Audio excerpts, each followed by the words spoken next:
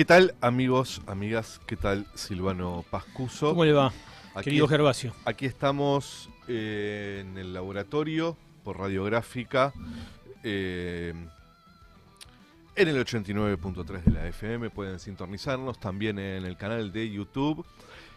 Este programa es un intento de reflexionar acerca de los tiempos que corren en Argentina, en el mundo, y en particular en la Argentina, que se ha convertido en el laboratorio de la ultraderecha. Hoy vamos a tener un programa interesante.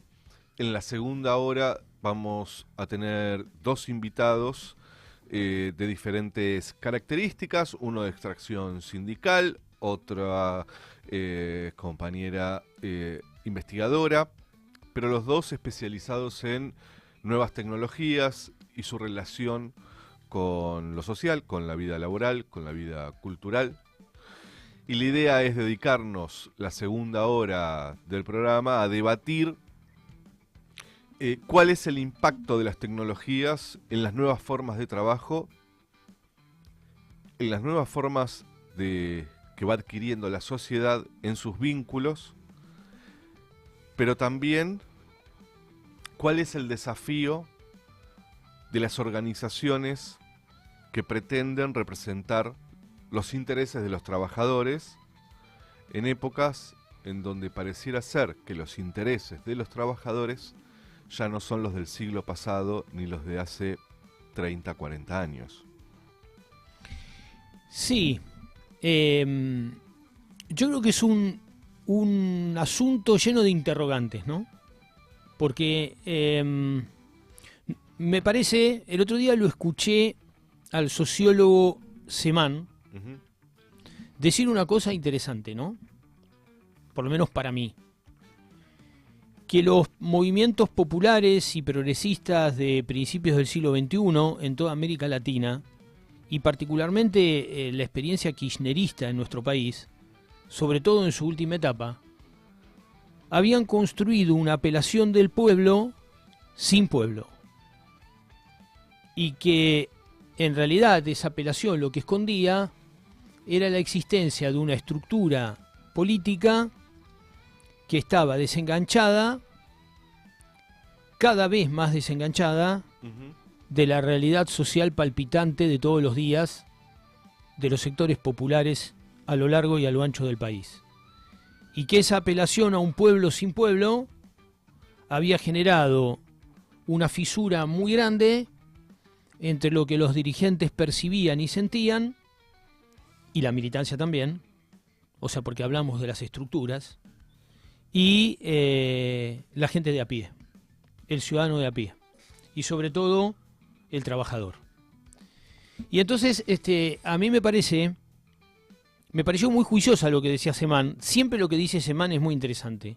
En el último tiempo viene cumpliendo un papel fundamental en ayudarnos, por lo menos, a pensar esta nueva realidad social que en gran medida desconocemos.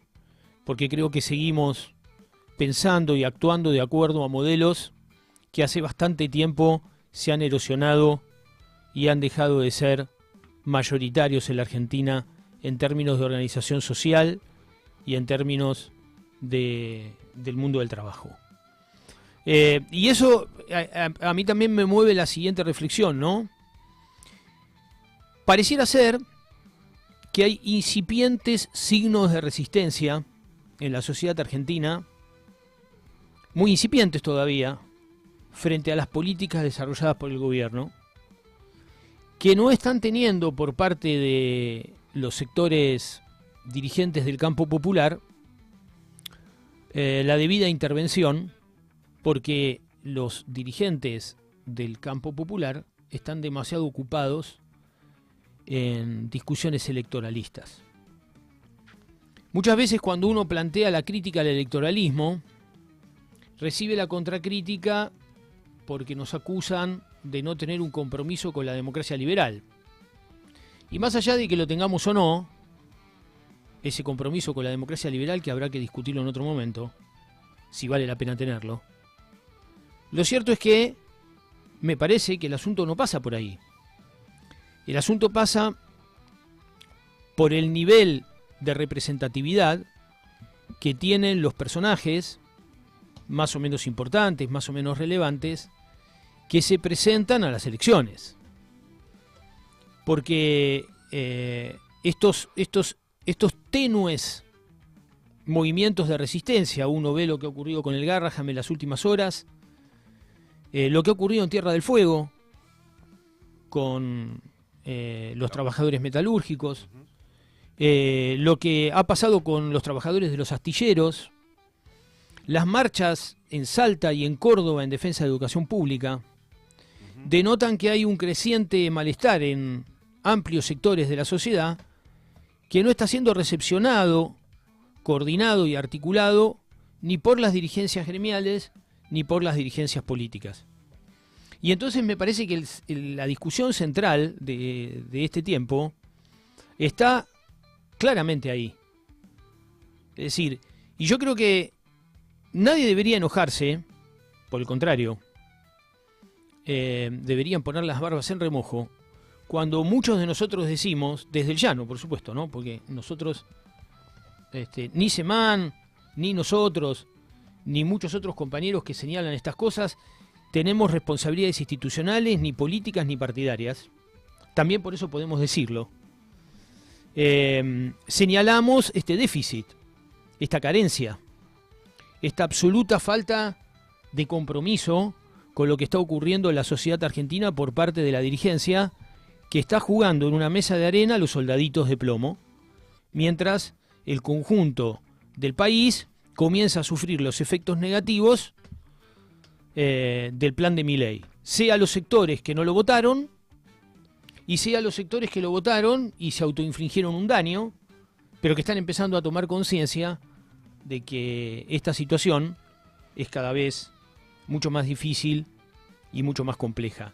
Y por otro lado también decir que en todo caso, si hay que darle cierta importancia en tiempos electorales a la política partidaria y a la rosca y a la discusión por los cargos, que vamos a decirlo, están dentro de la lógica de la democracia liberal de partidos,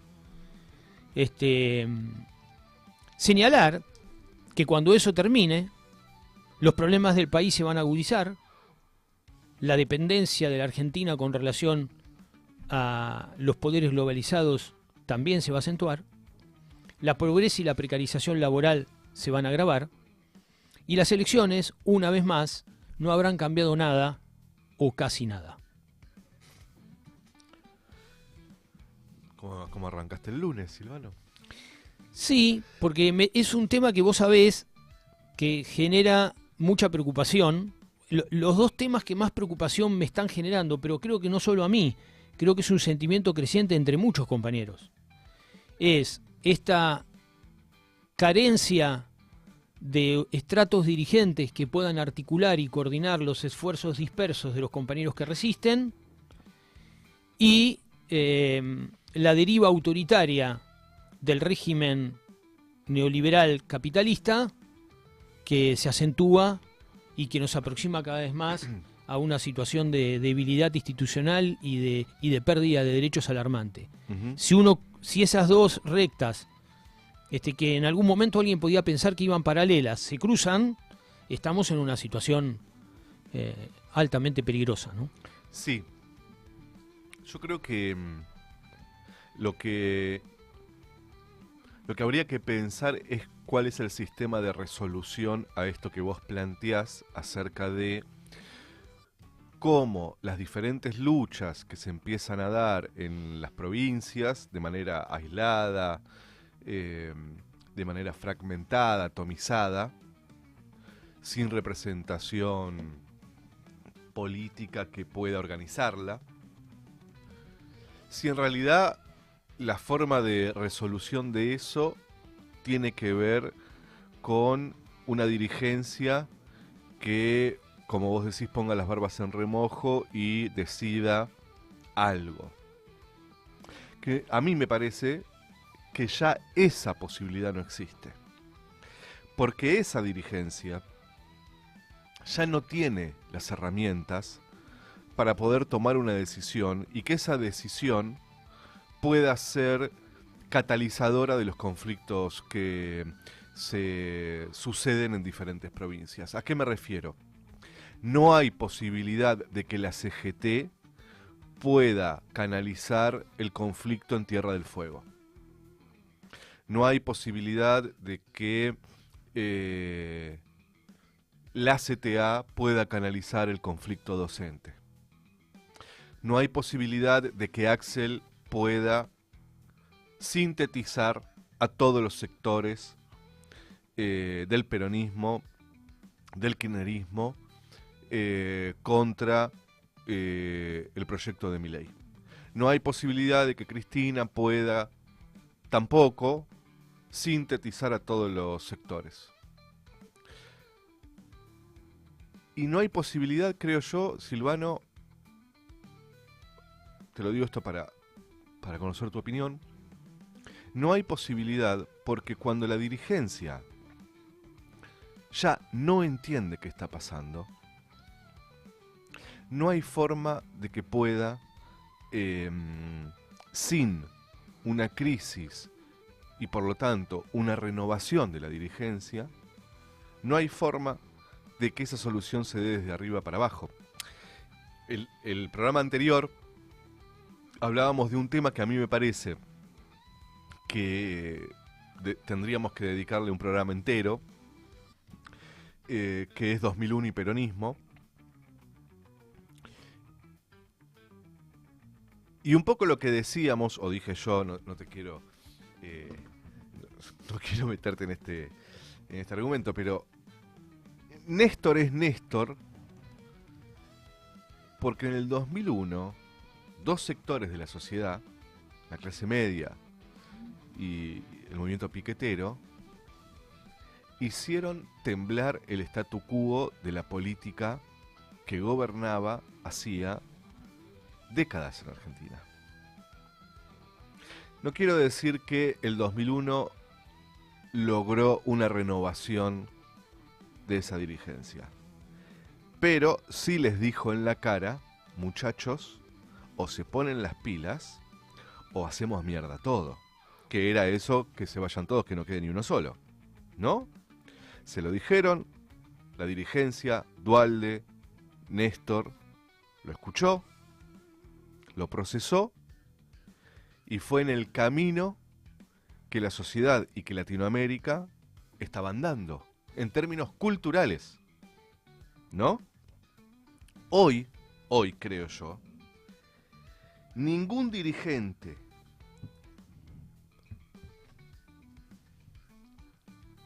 pre-2001 y que haya tenido participación protagónica post-2001 va a poder entender y sintetizar lo que está pasando ahora. Esa es la sensación que me da a mí. Cuando escucho el discurso de Axel,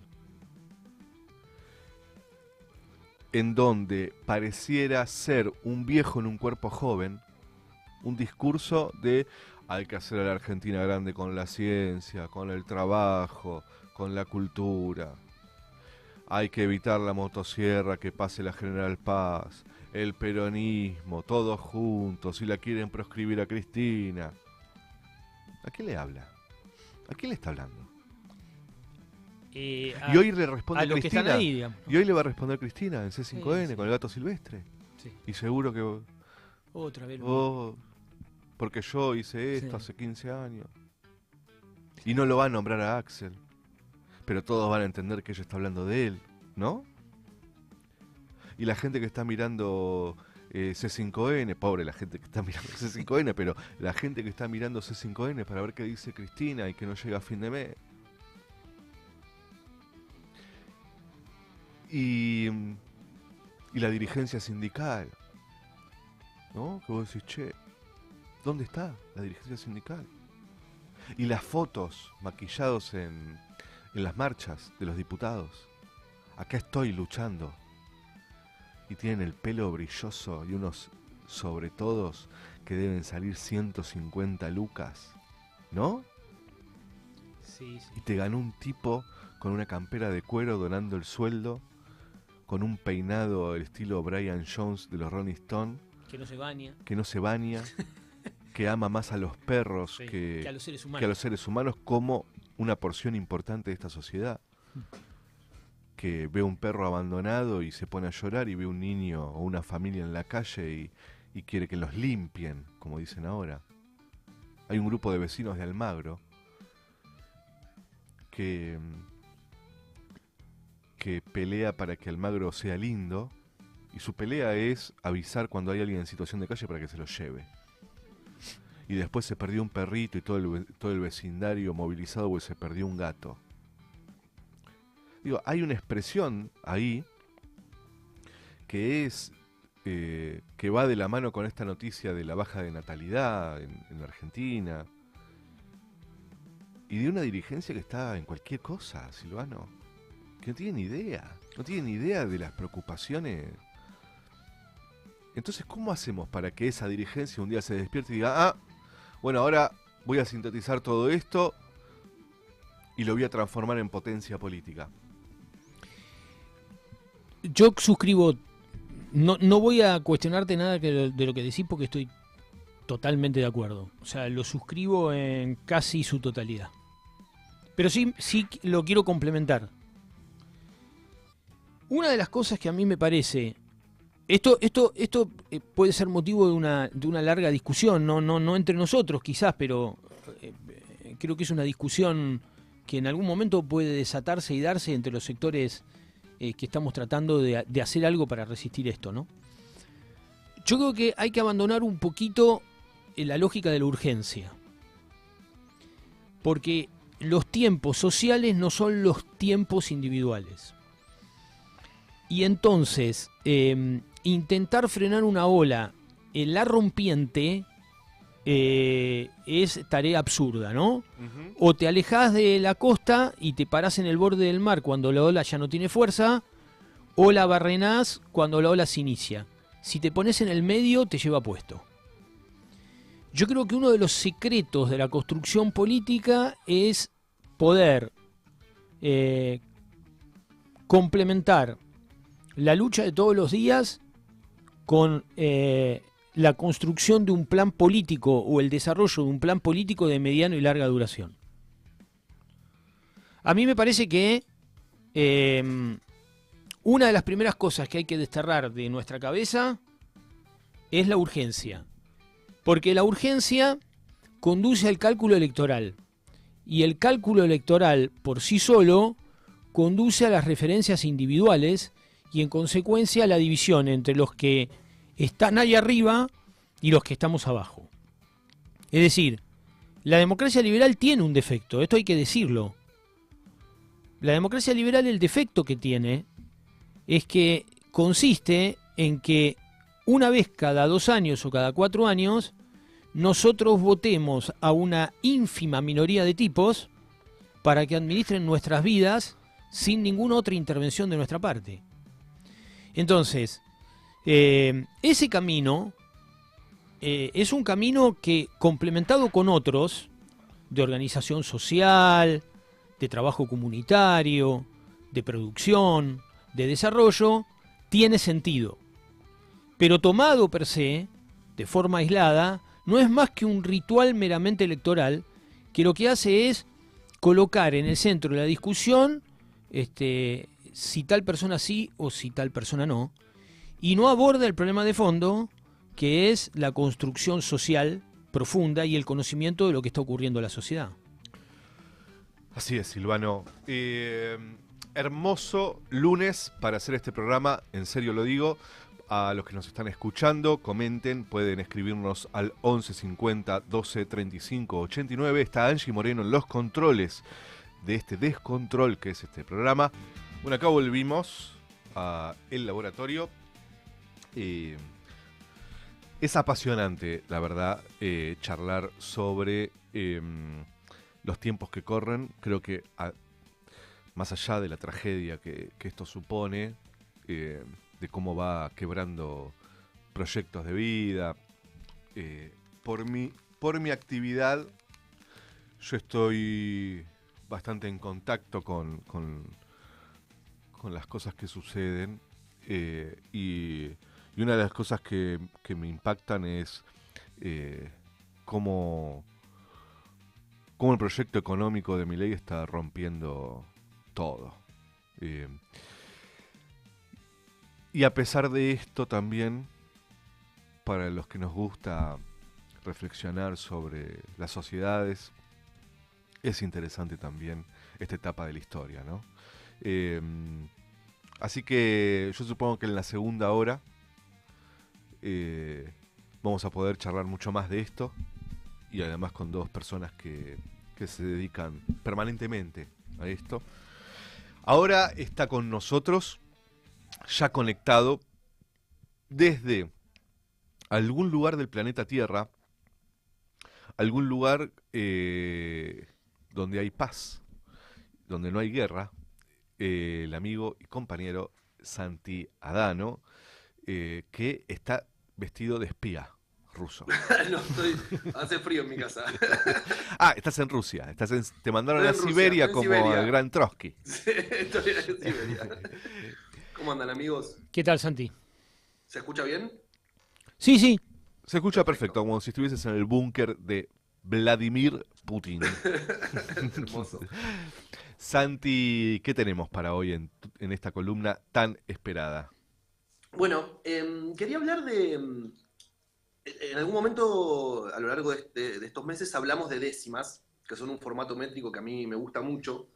Estuvimos conversando ahí de cómo se hacían, leyendo algunos ejemplos, hablando también de que era un formato que es bastante amigable y que en un punto permite para mí, como que una vez que entendés el dispositivo, acercarte a la poesía métrica de una forma bastante accesible. Y hoy quería como subir un nivel en esa charla sobre la poesía métrica, Ajá. hablando sobre una obra, es como medio una especie de chivo de fan que soy. De hecho lo hablamos un poquito en esa columna sobre las décimas, sobre los pornosonetos de Pedro Mairal quería charlar. Ok. Por una serie de cosas. Por un lado, por esto de que me gusta mucho el universo de la poesía métrica, pero también me parece que son una obra muy especial, digo, en sí misma, más allá de mi amor por la métrica. Y por una reactualización también que hacen los pornosonetos de Mairal de un formato hiperclásico y muy antiguo, ¿no? Un poquito para entrar en tema, charlar un poquito de lo que es un soneto. Es una composición poética que tiene una forma bastante fija, con ciertas variaciones, que son 14 versos en decasílabos, o sea que tienen 11 sílabas por verso. Tatatara, tatatara, tatata, es la musiquita que tiene el endecasílabo, que es una música muy, a mí me parece muy linda también, que tiene como, se divide en dos grupos de 4 versos y dos grupos de 3. Dentro de esos grupitos, así como la décima, en su momento hablábamos que siempre el patrón de rima era el mismo, A, B, B, A, A, C, C, D, D, C, en el caso de la décima.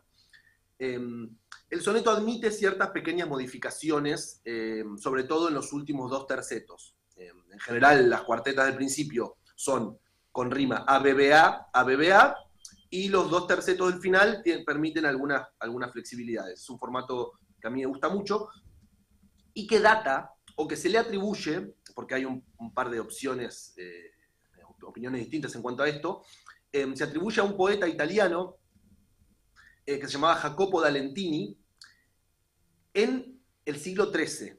O sea, estamos hablando de una forma que tiene casi 1000 años de existencia.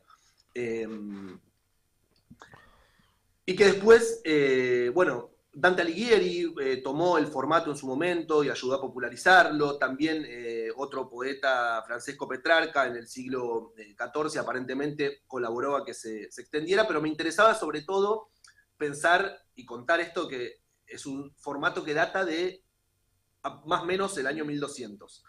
En lengua española empezó a popularizarse más o menos a principios de 1400.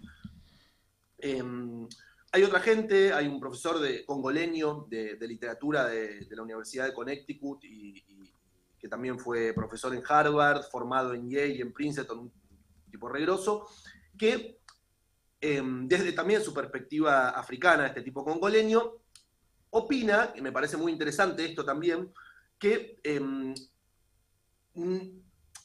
no solo tiene este origen siciliano, sino que también tiene una fuerte influencia de la poesía árabe. Él hace una conexión en relación con el Mediterráneo, el mundo árabe, como una influencia importante para el formato este de los sonetos. Que me parece interesante también estas cosas porque de repente a veces se nos pierde de vista también la influencia, por ejemplo, que tiene África en nuestra propia música popular, ¿no? Digamos, por el norte del continente americano, el blues, y que se convirtió en el rock, que se convirtió en el pop, y por el sur, mucha de nuestra música popular, el tango, de hecho la palabra tango, la palabra milonga, son voces africanas. Entonces me parece interesante también esta perspectiva como de hablar en esta forma que parece tan occidental, que es el soneto, de la influencia africana. De esta forma hiperantigua y que tiene todo este peso medio solemne, Pedro Mayral, que es un escritor argentino, nacido en Buenos Aires en el 70, bueno, es quien escribió Una noche con Sabrina Love, que después fue llevada al cine, tiene un par de novelas muy lindas, yo leí El año del desierto y Salvatierra, dos novelas que me encantaron. Hace un tiempo escribió La uruguaya, que también fue llevada al cine, una novela muy inventada. Y tiene una relación muy linda con el universo de la poesía métrica. Tiene una novela escrita en sonetos que salió por Editorial Orsay, ilustrada, que se llama El Gran Surubí, que es una belleza, donde ya ahí explora también el universo de los sonetos de una forma muy interesante, porque además lo usa de esta forma narrativa, ¿no? Es una novela en sonetos. Y el caso de los pornosonetos, que era el librito del que quería hablar en particular hoy, es me parece muy divertido, porque, como su nombre lo indica, son sonetos porno en un sentido amplio. Algunos son un poco más sexuales, otros son más juguetones, otros tienen como un aire como más de hablar de cuestiones vinculares, pero en definitiva giran alrededor, en torno al tema del sexo y los vínculos, de una forma muy interesante, y que también, vuelvo a esa idea, reactualiza un poco, usa un formato que tiene 700, 800 años, de una forma muy moderna, y me parece muy lindo. Y hay una cosa que me parece graciosa de esto, que cuando lo sacó bajo un seudónimo. No sé si decir que no se animó, pero no lo firmó Pedro Mayral. Firmó como Ramón Paz. Salieron 3 volúmenes de pornosonetos. Primero giraban por internet, después fueron compilados en 3 volumencitos. Y Pedro Mayral dice, después sacó MC una compilación de los 3 volúmenes, están todos los pornosonetos, sí, firmados por Pedro Mayral. Y en ese libro él dice, en este libro están reunidos por primera vez mis pornosonetos. Los publiqué hace tiempo en distintos volúmenes bajo el seudónimo de Ramón Paz, por pudor, para desmarcarme, para liberarme de mi nombre. De alguna manera, hoy siento que le pertenecen más a él que a mí. Ramón Paz es más que yo, más que un seudónimo, más que un alter ego. Tiene más fuerza, más libertad. En todo caso, es un yo atomizado, expandido y sin filtro.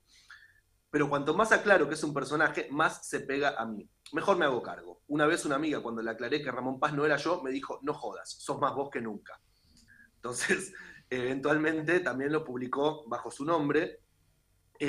Y quería leer un par, por un lado, para acercar la musicalidad del soneto a la gente que por ahí no la tenga tan presente, que a mí me parece muy hermosa, y por otro lado, para presentar esta obra que me parece muy linda de los pornosonetos, y también con esta idea, que fue lo que hablamos cuando hablamos de las décimas, de usar estos dispositivos formales que tienen tanta historia tradicional para hablar de una forma más actual, levantando temas actuales, formas de hablar actuales, que me parece linda esa como renovación de esos formatos.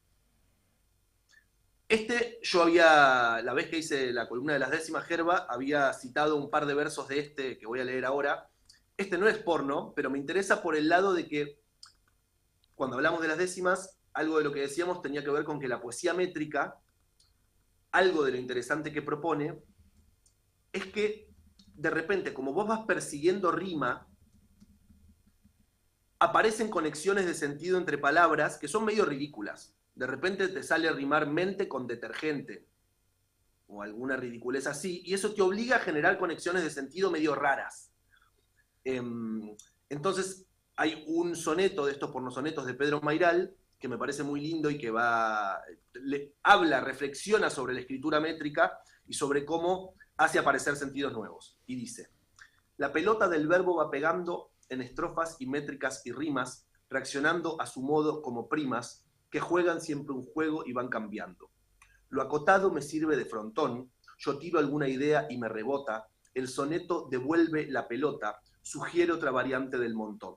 La rima me contesta surrealismos o voces mucho más originales que mis insoportables inmortales, mis musas arrugadas, mis lirismos. La pelota resuelve su teorema, la forma y yo jugamos al poema.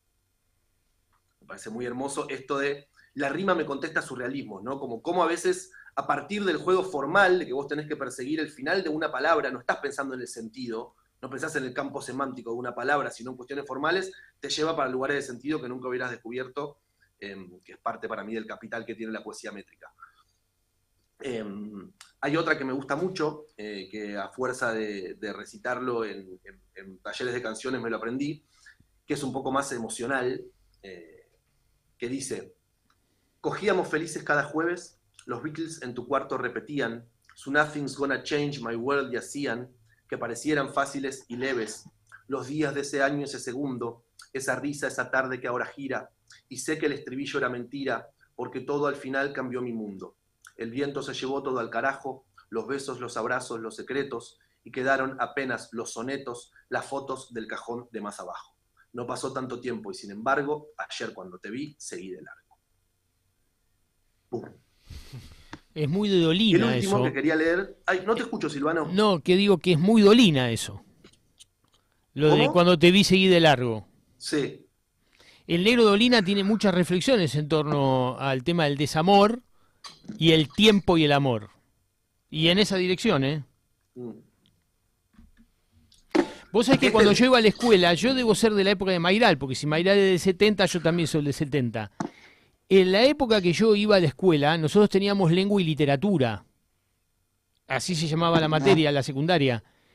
Y una de las cosas importantes que se daban en el capítulo de poesía era el soneto. Y sonetos clásicos que teníamos que aprender de memoria para saberlos recitar. Y al recitarlos, descubrir tanto su musicalidad como sus rimas. Y bueno, eso ha desaparecido de la educación argentina, ¿eh? Yo no sé si llega a ver sonetos, la verdad, mi memoria está un poco... Mucha noche, mucho recital, Santi. Mucho recital, mucho me quedo hasta las 5 de la mañana, ¿no? No, yo no soy muy nocturno, o sea, la verdad, me cuesta. Me gusta tocar tempranito, ¿viste? 3 de la mañana. Pero me parece un lindo ejercicio, inclusive para la gente que le gustan los sudokus, por ejemplo. La poesía métrica tiene algo de eso, sí, claro. Como de juego de ingenio, ¿viste? Pero claro. que además como consecuencia te queda un poema. Bueno, claro. La última que quería leer, que me parece muy tierna, dice: querida Wonder Woman, mi heroína, no viniste jamás a rescatarme, en tu avión invisible ni a besarme, yo soy el que te amaba en la cocina. Tomando mi Nesquik frente a la tele, yo soy el que tembló cuando aquel malo te colgó de los pies y quedé al palo, sin nada que me alivie y me consuele.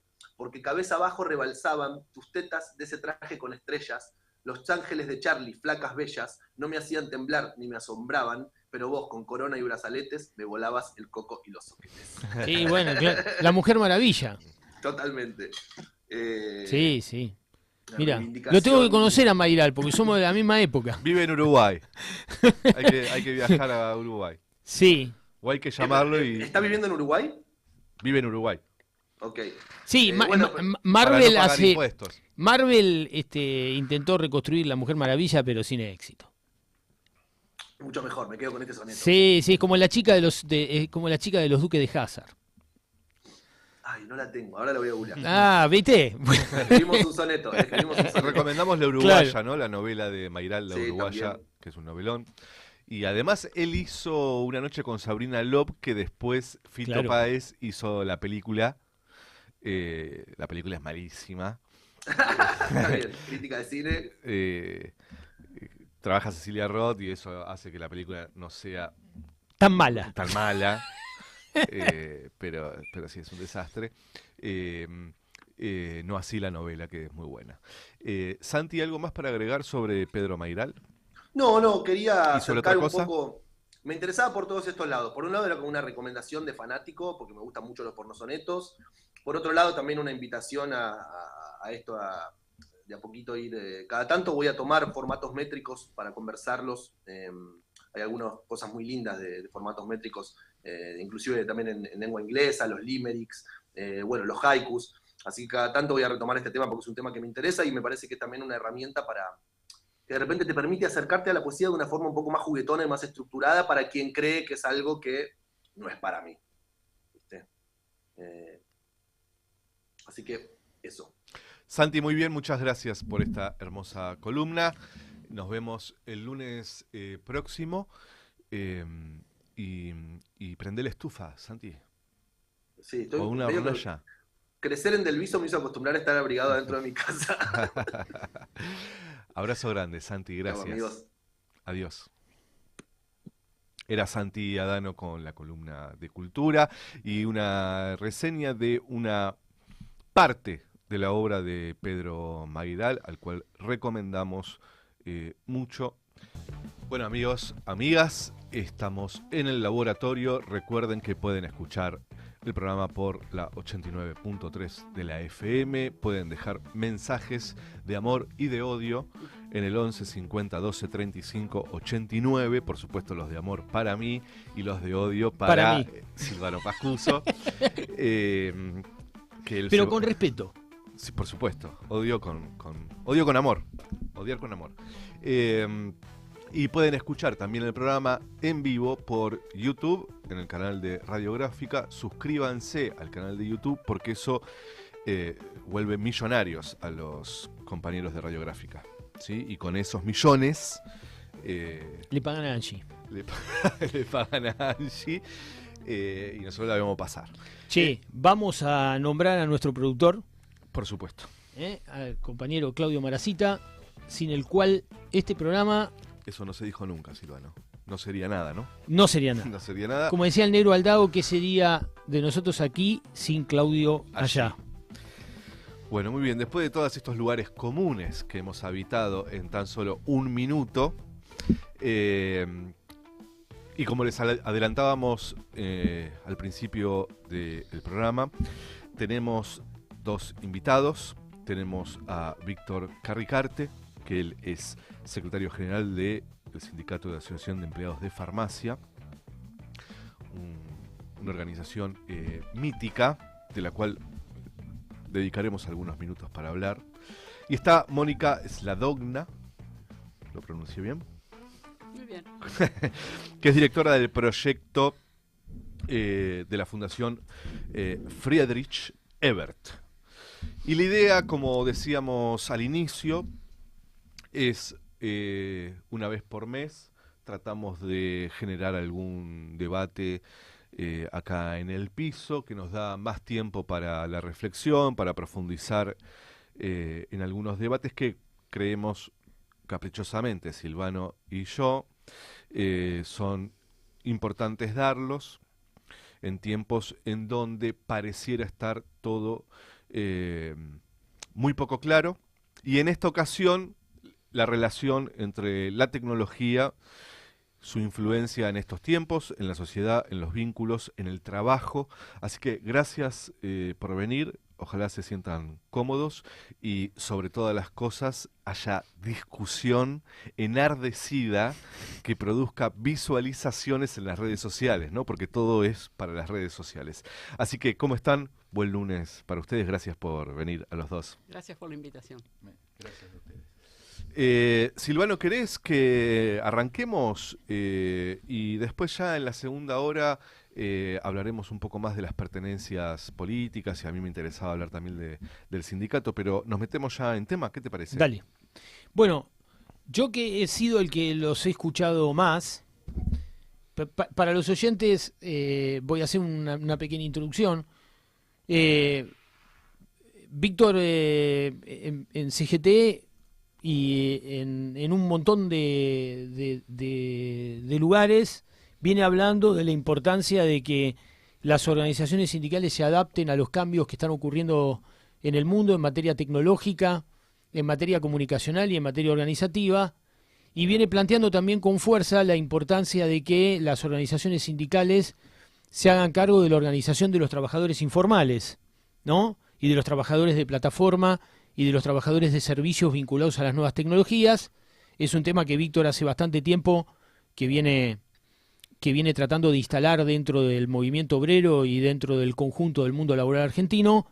Y a Mónica le decía recién fuera del aire que la he escuchado en un par de oportunidades reflexionar sobre estos temas, sobre el impacto de la tecnología en la vida cotidiana de las personas, en el mundo laboral, en la manera en que las personas se conciben dentro de la sociedad en sus vínculos con la tecnología. Y entonces lo que me gustaría es que ellos mismos se encarguen de hacer una introducción sobre sus puntos de vista, de un poco general e informativo sobre esta cuestión, para después ir profundizando la conversación. ¿Quién quiere empezar? ¿Cualquiera de los dos? Bueno, querían amor-odio.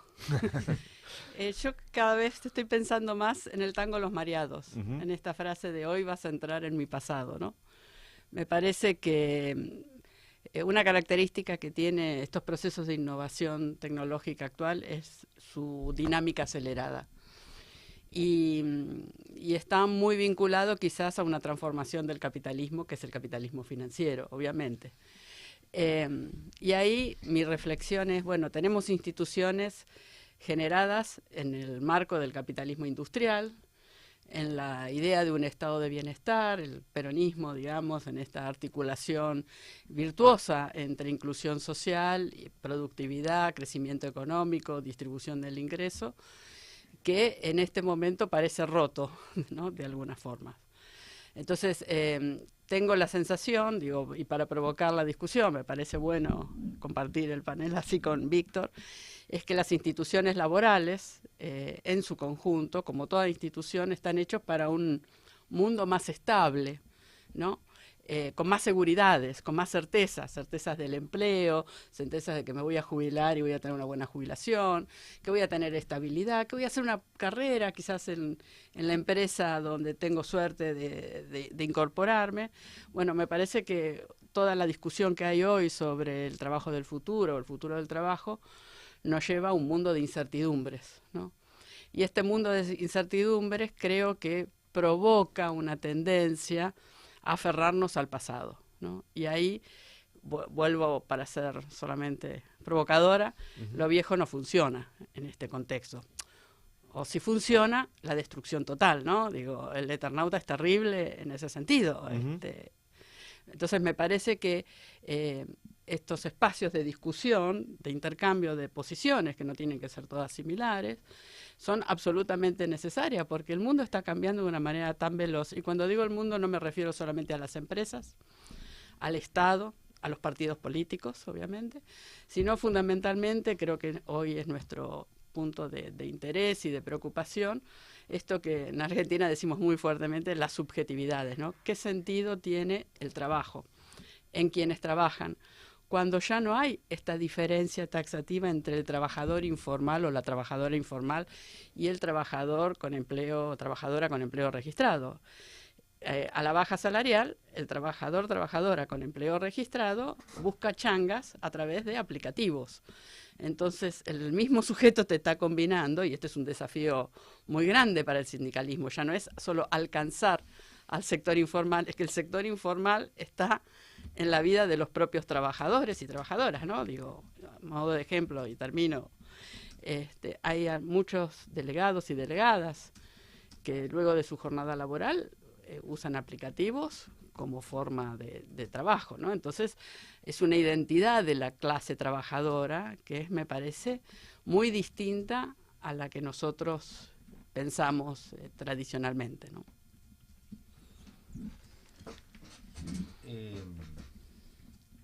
Yo comparto casi todo lo que ha expresado Mónica.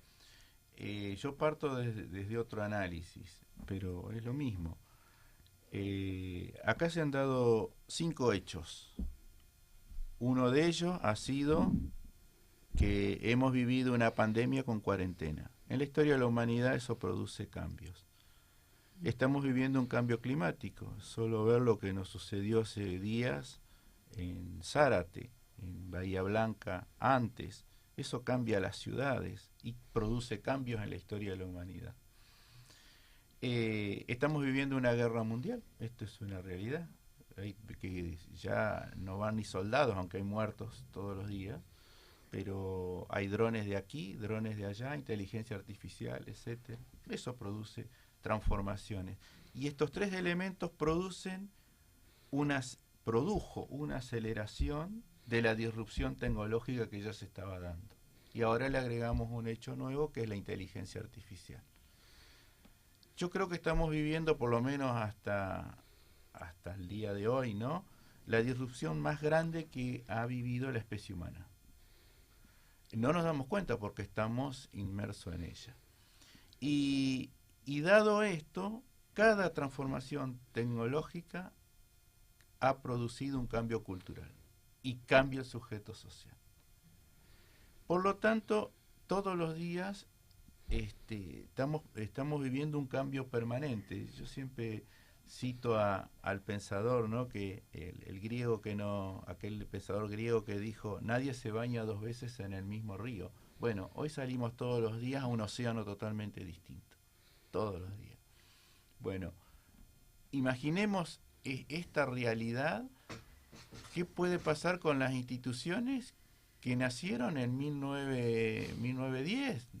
Nuestra organización nació en 1910, se terminó de reorganizar en 1948-49, profundizó su organización en los 80. O sea, estamos viviendo una transformación tan grande, y ahí comparto lo que decía Mónica. Ninguna sociedad vuelve para atrás. O sea, acá se producen transformaciones todos los días y no se vuelve para atrás. Ahí vuelvo a la máxima que se expresaba en la Revolución Francesa, ¿no? El viejo régimen ha muerto. Y el desafío primer punto, a veces me cuesta mucho compartir con compañeros y compañeras, entender de que cambió el sujeto social. Y nosotros pretendemos que entonces decimos, no, vamos a salir a concientizar, vamos a convencer a ese sujeto social a que vuelva a ser el que era hace 15 años atrás. Entonces, en ese sentido, yo tomo una frase de una amiga, que estamos llorando todos los días por el Edén perdido. Todos los días queremos volver a lo que ya no va a volver a ser. Y sí, creo que nuestras organizaciones sindicales que nacieron, que somos los sobrevivientes de la revolución industrial, debemos adaptarla a este nuevo mundo. Y es un trabajo entre todos y todas. Ese por un lado. Lo otro, que yo divido directamente, o sea, trabajadores sin empleo y trabajadores con empleo. Trabajadores con empleo, sobre 30 millones en Argentina, 8 millones tenemos empleo. Los otros 22 millones son trabajadores y no tienen empleo. Uh-huh. Bueno, estos trabajadores, nosotros debemos colaborar en la organización de ellos, pero las organizaciones que se den no van a ser ni iguales a la nuestra. Sí, nosotros podemos aportar una experiencia, pero serán ellos los que tienen que desarrollar sus propios líderes, sus propias formas organizativas, sus propios métodos de lucha y de organización. Y nosotros podremos colaborar, pero tampoco vamos a crear organizaciones similares a nosotros con trabajadores. Caso concreto, el trabajador de Uber, lo que vemos todos los días, ¿no? Bueno, se van a dar otro tipo de organización. Y sí, comparto, estamos mareados, o sea, porque hay una transformación tan grande y hay una conducta permanente de aferrarnos a lo que ya fue. Uh-huh. ¿Creen ustedes que en términos de la subjetividad de los nuevos trabajadores, de las nuevas trabajadoras, la derecha supo interpretar mejor qué era lo que estaba sucediendo? Yo creo que sí. Uh-huh. De distintas maneras, me parece. Supo interpretar la desilusión frente a las políticas que no alcanzaban, frente a quizás hasta la promesa democrática, ¿no? Esta idea de la inclusión social ascendente, de construir un futuro mejor que el de nuestros padres, ¿no? Hoy nuestros hijos pueden construir el futuro con nuestra ayuda, con suerte, y si no, están viviendo con nosotros. Me parece que hay una construcción del futuro. Creo que ese mismo tema va para el tema de la protección social. Bueno, el miércoles es el tema de la marcha de los jubilados. Y ahí también hay que empezar a discutir una serie de cosas. ¿Cómo hacemos esta protección social cuando parte de la población no aporta? Cuando hay bajos salarios, cuando hay describimientos sobre la idea de que me va a proteger en el momento de la jubilación. Claro. ¿No? Creo que ahí hay un, no sé si llamarlo quiebre, un movimiento hacia la derecha, digamos, de decir, bueno, el futuro jubilatorio no depende de la protección social, sino depende de mis capacidades de sobrevivir en este mundo y de darme cuenta que la jubilación me la van a cortar, que no me va a alcanzar, que no voy a tener para los medicamentos. Creo que se está armando una lógica de este tipo que tiene que ver con esta idea, bueno, si el Estado no me cubre, si la obra social, si el ANSES, si el PAMI, ¿no? Bueno, es una responsabilidad más individual. Y ahí quiero ser prudente en esto. Me parece que quizás nosotros, pensando en lógicas más colectivas, creemos que son individuos aislados. Creo que son comunidades de otro tipo que se están conformando, más con lógicas financieras, más con lógicas de identidad con los ricos en términos de yo poder llegar a vivir como quiero en base a lo que gano, no como lo gano, no con el trabajo o con el esfuerzo del trabajo o con el esfuerzo del empleo, ¿no? Eso me parece que empieza a ser como devaluado. Entonces, creo que ahí hay un tema que es como crítico para la discusión del movimiento obrero, y al mismo tiempo comprendo que estamos corriendo atrás de la agenda que plantea Milei, de distintas desregulaciones que va planteando, y pareciera, y en eso creo que este es un buen desafío, les agradezco la invitación en ese sentido y compartir con Víctor este espacio, tenemos que encontrar un espacio nuevamente donde hablar de los temas que nos incomodan. Y darnos cuenta que estas viejas fórmulas con las que vamos a los compañeros y compañeras están siendo resistidas. Y no digo solamente por los trabajadores del sector informal, ¿no? Digo por los propios compañeros y compañeras. Entonces, si insistimos en viejas fórmulas, creo que lo que generamos son estos afectos negativos. Y con esto cierro, ¿no? El peronismo se caracterizó por la felicidad del pueblo, ¿no? Uno pensaba que es el peronismo un momento de felicidad del pueblo. Bueno, ahora el pueblo está enojado. No va a votar. No va a votar a la derecha, no va a votar al progresismo, al peronismo. Entonces, me parece que ahí hay una trampa. Creo que la derecha lo que tiene es una respuesta rápida. Rápidamente interpreta. Si se cumple o no, no sé. Lo que pasa, nosotros estamos como el lobo, ¿no? Se viene el lobo, se viene el lobo, se viene el lobo, y el lobo no viene, y nosotros quedamos, se viene el lobo. Ojalá pudiésemos decir, si viene el lobo, ¿qué haríamos nosotros distinto? ¿Qué voy a hacer yo? Mañana asumo el poder. ¿Qué hacemos distinto? ¿No? Entonces me parece que ahí la derecha viene ganando casi por goleada, ¿no? Casi por goleada. Víctor. Sí, yo creo que la derecha interpretó este nuevo sujeto social. O sea, el gran cambio para mí es Internet, para simplificar, ¿no? Internet es la que produce el cambio a nivel global. Y la derecha esto lo interpretó. Y hasta los punteos de lo que fue proponiendo, que tampoco difiere de lo que sucede a diario. O sea, prendemos la televisión, vemos un canal cualquiera de noticias y son títulos.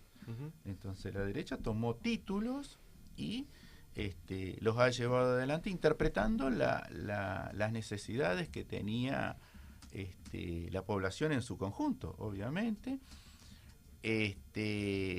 Es más, hay ciudades, digo, por ejemplo, las campañas políticas, para ser más gráfico, hay ciudades donde no había un solo cartel de Milei y ganó Milei. Y resulta que los carteles eran de Massa y de Massa. Llegó un momento que eran de Massa solo, ¿no? Porque hasta sectores en ese lugar, sectores del radicalismo, habían no estaban militando por nadie y de última hasta simpatizaban. Conozco casos concretos, pero ganó Milei. Entonces, entonces el primer punto, sí, claro, la derecha totalmente interpretó. Pero a mí me gusta ir a casos concretos, no sé, a ver, yo les digo algo muy simple. Hagamos un documento y entreguémoslo en la esquina. En general mis afiliados ven mal que yo entregue papel en la calle. Lo ven mal. O sea, ven mal que tire papel en la calle. Y porque están en contra de la tala de los árboles, porque hay toda una agenda en cuanto al cambio climático, en cuanto a la, ¿cómo que se dice? En cuanto a la naturaleza, etcétera. De hecho, en nuestra actividad casi ya estamos dejando de usar papel, o sea, la receta es electrónica. Y entonces uno a veces discute con compañeros, entonces estamos redactando un documento y lo mandamos a imprimir y lo mandamos a fotocopiar.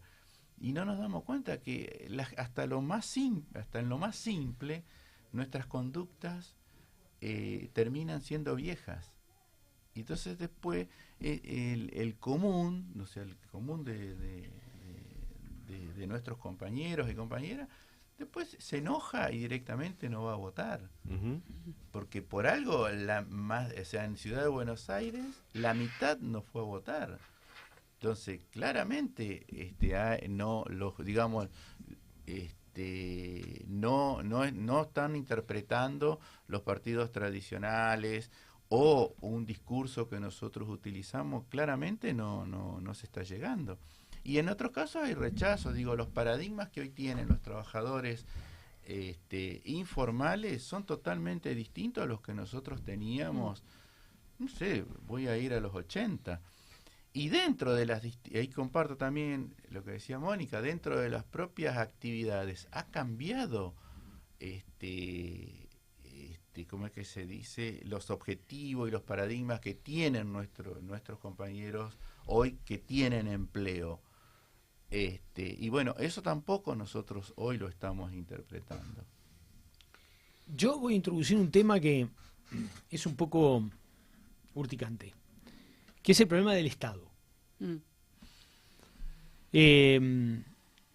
Porque después de la Segunda Guerra Mundial, y más allá del peronismo, porque esto en Occidente fue un fenómeno global, la idea de que había un Estado presente, capaz de direccionar políticas, articular expectativas sociales, promover derechos, formaba parte de la naturaleza de las cosas. No era el origen de las organizaciones sociales, porque las organizaciones sociales y de trabajadores durante mucho tiempo tuvieron al Estado enfrente. Y nuestras organizaciones se construyeron a pesar del Estado e incluso en algunos momentos en contra del Estado.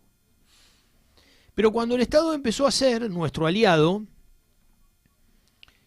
yo tengo la sensación de que creímos que eso venía a quedarse para siempre y que entonces el Estado iba a ser un aliado de las clases trabajadoras de forma eterna, que los demás factores de poder no operaban sobre el Estado y que el Estado era una cosa neutra, ¿no?, que administraba intereses colectivos. Y me parece que estamos saliendo de ese desengaño dolorosamente. Y creo que en los últimos años los gobiernos progresistas de América Latina pusieron demasiado, esto es una opinión personal mía, pero quiero saber qué es lo que opinan ustedes.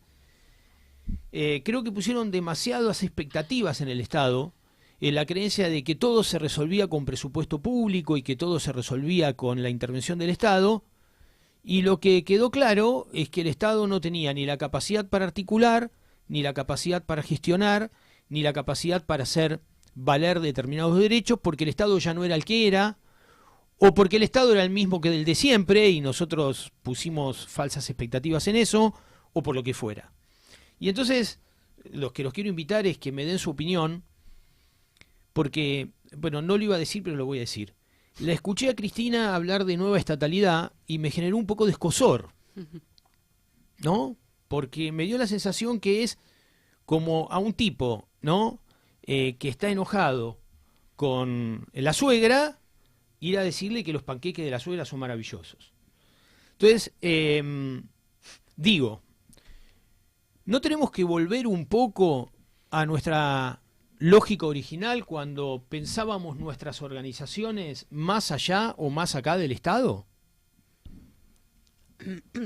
Bueno, voy a discutir un poquito contigo. Dale, dale. Sí. Primero, el Estado no está en la naturaleza, es una construcción. El estado de bienestar es una construcción del capitalismo industrial. El estado neoliberal no es el estado de bienestar, o el estado keynesiano, o el welfare state, o como quieramos llamarlo, digo, ¿no? El keynesianismo. Ese estado funcionó en el marco del capitalismo industrial, insisto, porque articulaba con inversiones públicas en aquellos lugares donde el capital era de riesgo, fomentaba el empleo, garantizaba la distribución de la riqueza a través de distribución y redistribución de la riqueza con la obra pública, con la escuela pública, universidades públicas, con los hospitales públicos, digo, con caminos, transportes. Bueno, me parece que en ese sentido era virtuoso, ¿no? La idea de la inclusión social con el crecimiento económico. Iban de la mano. Eso se fue modificando. Algunos dicen que la crisis del estado de bienestar empieza en los 70, con lo del petróleo, en Argentina con el Rodrigazo, la dictadura cívico-militar, obviamente, pero me parece que lo que hoy se está expresando, y creo que en eso Cristina es una buena política, tiene muy buenas intuiciones en eso, es que hay que reconstruir una estatalidad que tiene que ser de otro tipo, que se adecue a la etapa, al contexto actual. Que es muy difícil porque realmente nosotros investigamos desde FES este vínculo entre la derecha y los trabajadores, y una primera investigación, que era los votantes blandos de Milei, mencionaba que para estos nuevos trabajadores el Estado no era un factor de derechos y de futuro, sino un palo en la rueda para su desarrollo personal. Y eso a mí me choqueó, primero porque gestioné políticas de Estado, me encantó, y digo, creo que lo hicimos muy bien en ese momento en el Ministerio de Trabajo, pero esta mirada, digo, ¿cómo?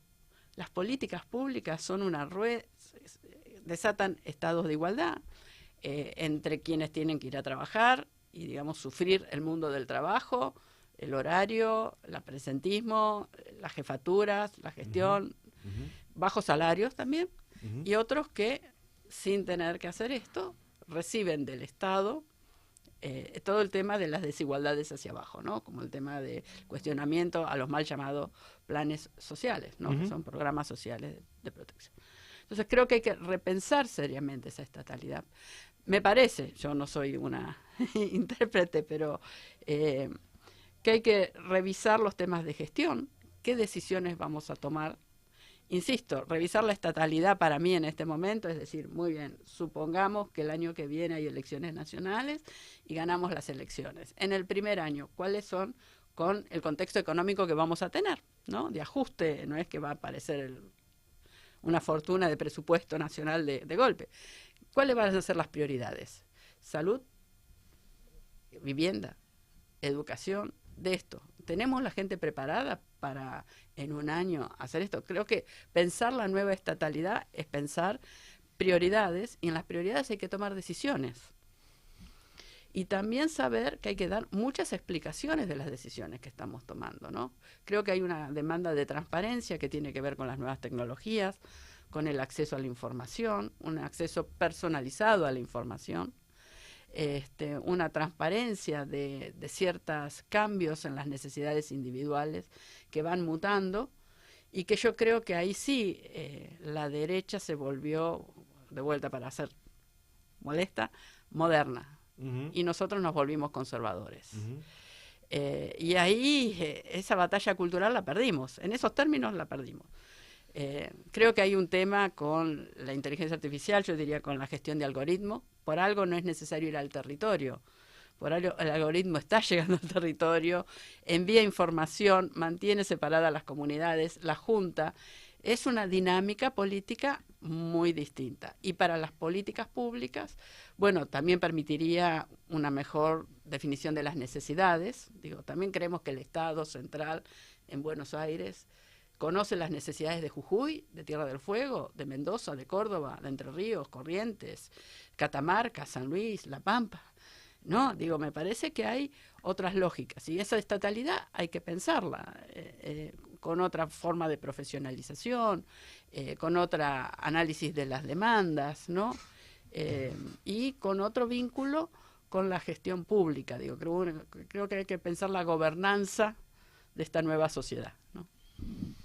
¿Víctor?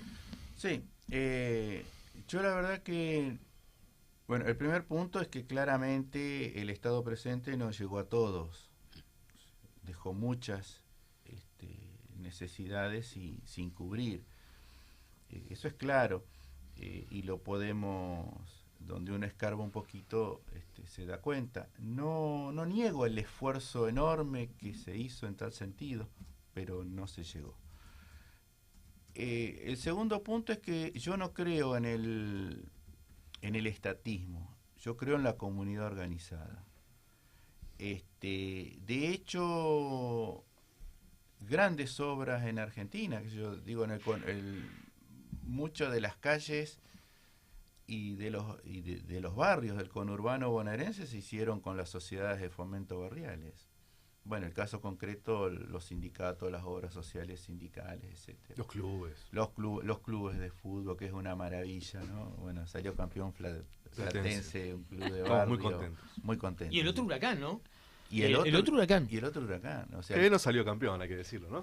Salió segundo. Salió segundo. ¿Qué va a hacer? Pero uno recorre, ¿no? Bueno, todo el AMBA, también en el interior, pero no estamos hablando de donde estamos en este momento, la cantidad de clubes de fútbol y la actividad que realizan, los bomberos voluntarios, bueno. Entonces yo creo que no se puso énfasis en la comunidad organizada como sí se puso énfasis, por ejemplo, entre el 45 y el 55. Entonces resulta que ahora nos encontramos con este Estado que lo agarró un gobierno hostil al mismo y obviamente dejó sin derechos a la inmensa mayoría de los argentinos. Vuelvo a repetir, nosotros debemos pensar una alternativa al actual proyecto político, económico y social de Argentina, obviamente con una función del Estado, pero con una fuerte función de las organizaciones libres del pueblo, de la comunidad organizada. Estamos en el laboratorio, en un debate interesante. Vamos a ir a una canción, hacemos una pausa, reflexionamos y volvemos en 2 minutos. Bueno, seguimos acá en el laboratorio. Hoy es lunes en la ciudad y tenemos un gran debate. Recuerden, estamos en la 89.3 de la FM. Nos pueden dejar mensajes al 11 50 12 35 89. Seguimos junto con Mónica y Víctor, hablando un poco para seguir el hilo de lo que veníamos charlando, de qué significa una nueva estatalidad, un debate que empieza a ser cada vez más grande, por lo menos una de las grandes dirigentes lo plantea bastante seguido, que es Cristina.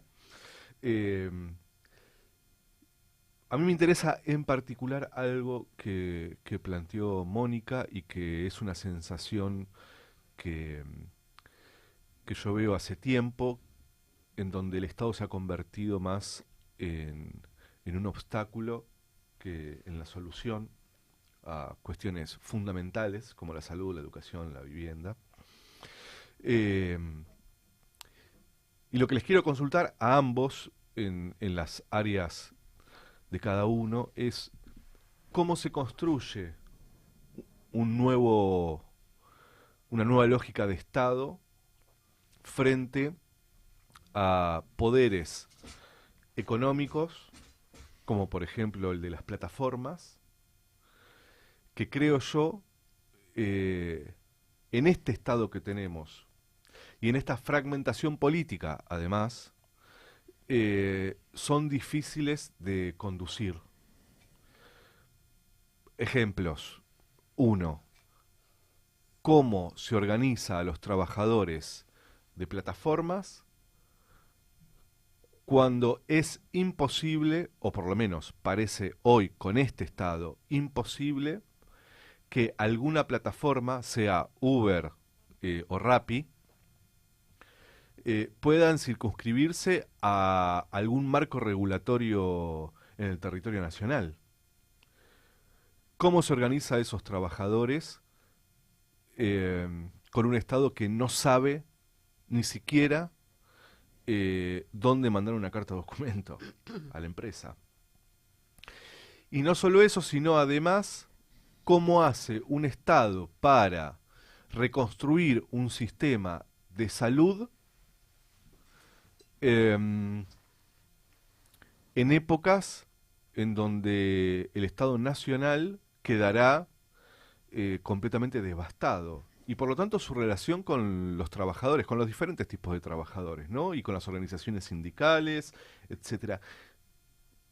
La verdad que yo ahí veo que hay muchas dificultades para pensar en eso y no ir tapando agujeros que responden más a la urgencia. ¿Cómo creen ustedes que se sale o que se reconstruye esa estatalidad? Bueno, sigo el orden nomás. Sí.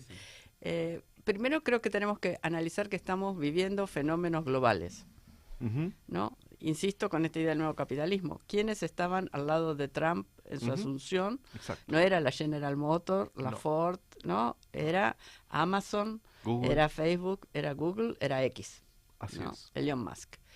En Europa el fenómeno del crecimiento de la derecha y de la ultraderecha es importante, y también el debilitamiento en términos de tercios de las mayorías democráticas.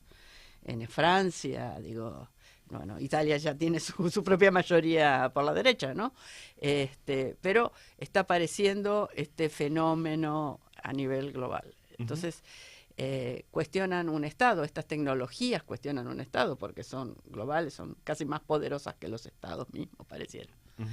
Yo no tengo la respuesta para tu pregunta. Me parece que la respuesta hay que construirla. Y en eso hay que recuperar, insisto, el lugar del pensamiento y de las preguntas que nos tenemos que hacer. Lo que tengo la sensación es que no queremos hacernos preguntas que nos sumen preocupaciones a lo mal que nos tiene Milei. Insisto, para mí hay un confort en lo mal que nos tiene Milei, porque me impide sentarme con ustedes cuatro y decir, bueno, las comunidades estas, ¿cómo se organizarían? ¿Implican un vínculo mayor con la universidad? ¿Qué tipo de universidad se vincularía con estas organizaciones? ¿Cómo es la transferencia tecnológica? ¿Cómo es el territorio de estas organizaciones, ¿no? Si están atravesadas por las tecnologías? En general, con el tema de los trabajadores de plataforma, a mí me preocuparon dos cuestiones. Primero, que habilitaron una sociedad donde todos evaluamos a todos. Yo no solo evalúo al trabajador que me trae la pizza o las empanadas, sino al médico que me atiende. Totalmente. A mí me evaluarán como docente, estrellitas, carita feliz, pero el aplicativo me evalúan como cliente, me perfilan como cliente. En eso me parece que hay un tema de la evaluación que no termina, ¿no? Que significa transparencia, pero también mi derecho como consumidora, que es un nuevo también rol, que se empodera a decir mi opinión sobre alguien que trabaja bien, que trabaja mal, un servicio que es bueno, que es malo. Creo que ahí hay temas para ver. Y el otro tema es estos nuevos trabajadores de plataforma. Yo tengo la sensación, ustedes saben que muchos de ellos hacían propaganda política para Milei. Y cuando Provincia de Buenos Aires, el Ministerio de Trabajo de la provincia intentó armar un registro, fueron a protestar contra esa forma de registro, ¿no? Entonces son sujetas que están muy empoderados en términos de autonomía del tiempo. Ustedes me podrán decir, pero objetivamente son explotados, objetivamente. Sí, pero subjetivamente está primando otra mirada. Y si yo le impongo que, mira, sos un explotado, sos un precario, ellos me van a decir, no, yo soy libre. Digo, y ahí hay un tema con la libertad que también hay que reflexionar de autonomía, ¿no? Porque también cuestiona el paraíso del mundo del trabajo que nosotros creíamos. Y con esto última provocación, nunca se me ocurrió que mi hijo sea obrero. Yo quería que mi hijo fuera a la universidad, ¿no? Ajá. Y todos los trabajadores no querían que reproduzcan el mundo de la fábrica a sus hijos. Empujarlos a terminar la secundaria, andar a la universidad, después vuelven otros sujetos de la universidad. Y ahí hay un temita que me parece que también hay que trabajar. Y en eso sí creo, y va a parecer el colmo del capitalismo lo que voy a decir, que hay un problema en común con la gestión de personal, donde no se está trabajando bien en el marco del diálogo social. Eso no dejan de ser explotadores. Lo que digo es que vos hoy tenés un problema con la rotación de pibes que se van porque creen que tienen expectativas mejor en otro lado, que no tienen las capacidades para mantener el mundo del trabajo y que no tenés buenos gestores dentro de la empresa, grande, pyme, ¿no? Entonces, por ahí hay un espacio que hay que abrir para dialogar con el otro, digo, si no, no sé qué proyecto de país estamos pensando, ¿no? Víctor, vos decías que las instituciones sindicales tradicionales, para poner algún nombre, tenían que ayudar a nuevos tipos de organización, de este nuevo tipo de sujeto. ¿Cuánto hay de nuevo tipo de sujeto y cuánto hay de un Estado que no puede garantizarle derechos mínimos sin importar las condiciones laborales? Me refiero un poco también a lo que decía Mónica. Sin dudas, los trabajadores de plataformas valoran muchísimo la libertad en los horarios y sobre todo esta decisión de cuánto quieren ganar y por lo tanto cuánto trabajan por día. Ahora, ¿cuánto hay también acerca de que el Estado no puede llegarles con derechos básicos? Por ejemplo, no querer organizarlos o registrarlos como hizo la provincia, como intentó hacer la provincia de Buenos Aires, de manera unilateral. No hubo un diálogo previo, los quiso regular o registrar sin consulta. Ahora, también lo que podría haber hecho es otorgarle, por ejemplo, algún sistema de salud a esos trabajadores sin querer organizarlos. ¿Qué tiene ahí entonces el sindicalismo, las organizaciones sindicales para aportar a ese sector de nuevos trabajadores? Que tiene su experiencia pero a ver, convengamos que cuando se organizó el movimiento obrero organizado, que hoy cada vez somos menos, también estaban en una misma situación. Era un mundo totalmente hostil, eran gobiernos totalmente tan o más hostiles que el actual. Sí. Entonces, eso no significa que nosotros confundimos, creemos que los trabajadores de plataforma no se pueden organizar. Sí, se pueden organizar y tienen mucha capacidad de organizarse. Ahora, nosotros podemos colaborar, pero no creamos que tal vez lo que nosotros llamamos individualismo para ellos no lo es, y la forma de comunicarse, de organizarse, de dar una organización comunitaria es distinta a la que a nosotros se nos ocurre. Entonces, el caso concreto, por ejemplo, en la historia es el de los canillitas. Los canillitas no tienen patrón. No tienen patrón, tienen un sindicato, creado por decreto o por Perón. Exacto. Entonces, ahora, en los orígenes nuestras organizaciones sindicales nacieron sindicato más mutual. Sí. A veces era un poquito más mutual. Sí.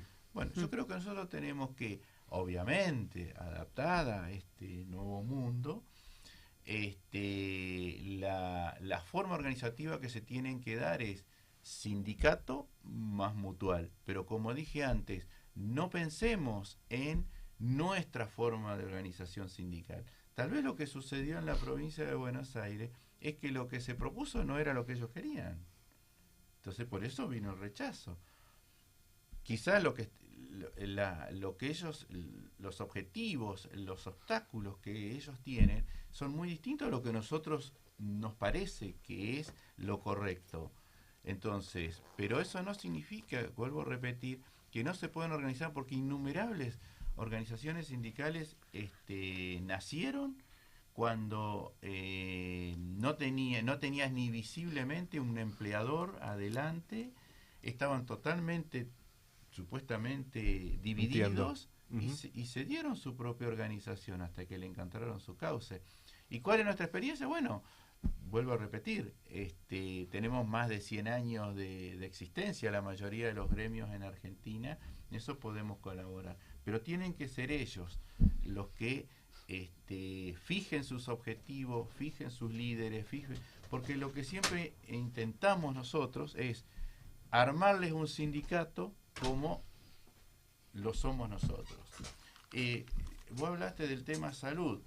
Por ejemplo, yo creo que también ahí hay que habilitar la posibilidad que creen su propia organización de salud, pero no le pidamos que sean obras sociales sindicales que nacieron. De hecho, nuestra organización en la práctica nació en 1944.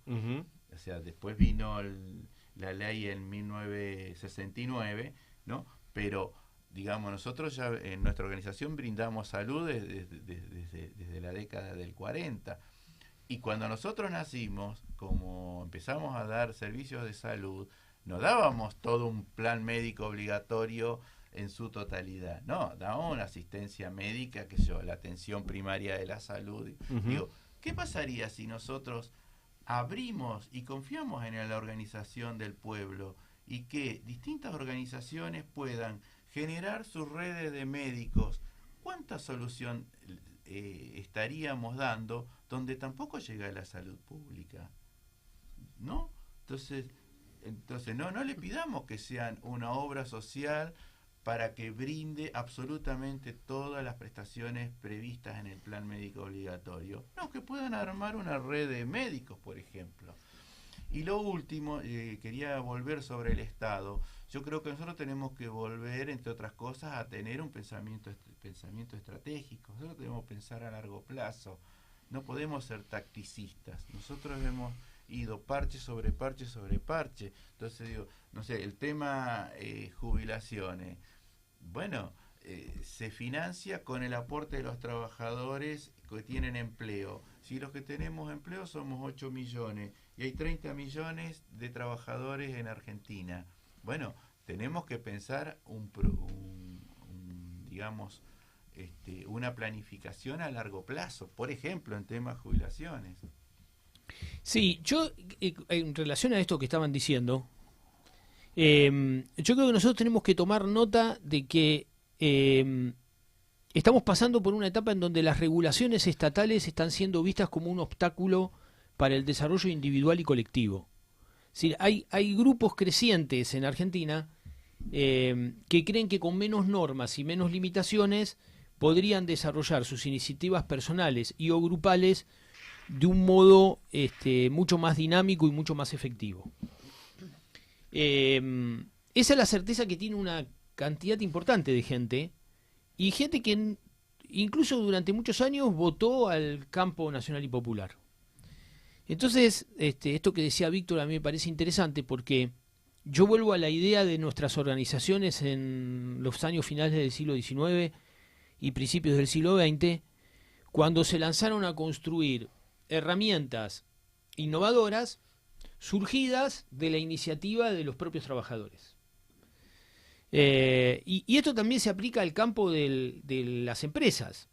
Esto que se llama emprendedurismo, a mí me da la sensación de que no es más en el campo de las clases populares, es interpretado como mecanismos de subsistencia que les permiten o complementar ingresos o obtener ingresos de modos mucho más rápidos, mucho más flexibles, incluso mucho más interesantes para el manejo de su propia vida. Entonces, yo creo, estoy convencido que esto que decía Víctor recién, de que nuestras organizaciones tienen que pensar en mecanismos alternativos de organización, de producción. Incluso los sindicatos tienen que animarse a gestionar servicios y a producir bienes y servicios, porque también va a haber campos en donde el empresariado privado, digamos, no lo va a cubrir. Yo quería hacerles otra pregunta, porque más vinculada a la subjetividad del trabajador, ¿no? O sea, ¿qué pasa con el trabajador formal? ¿Cómo está viendo el trabajador formal hoy su situación? ¿Qué grado de conciencia tiene de la situación por la que estamos transitando y qué expectativas tiene ya no el trabajador informal, sino la minoría de trabajadores que todavía tiene, como dice Víctor, empleo? ¿Cómo lo ven ustedes eso? Mira, nosotros justo ahora estamos por lanzar una investigación que hicimos sobre estos nuevos trabajadores, los nuevísimos trabajadores, entrevistando a trabajadores del sector informal, formal, público y privado.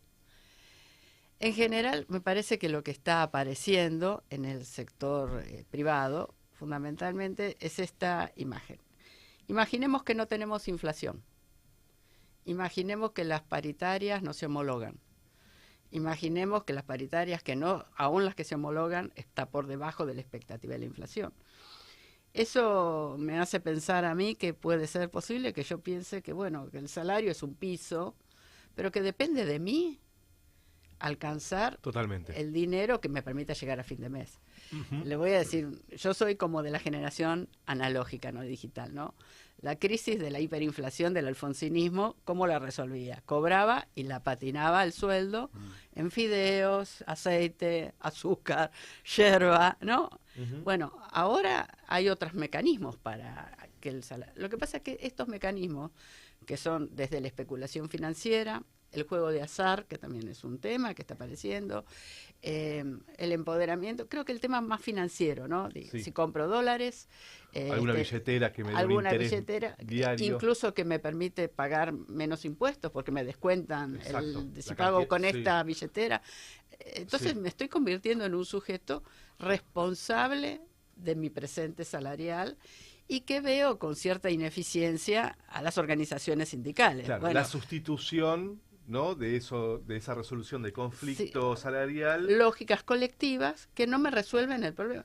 Sí, me dan un piso, pero ya es mi piso, no es mi papá entró a trabajar en una empresa y se jubiló en esa empresa. Uh-huh. Su vida estaba en ese empleo. Uh-huh. Yo he rotado por otros trabajos, pero reconozco que mi vida es el trabajo, ¿no? Con objetivos, en distintos espacios he logrado compartir los objetivos.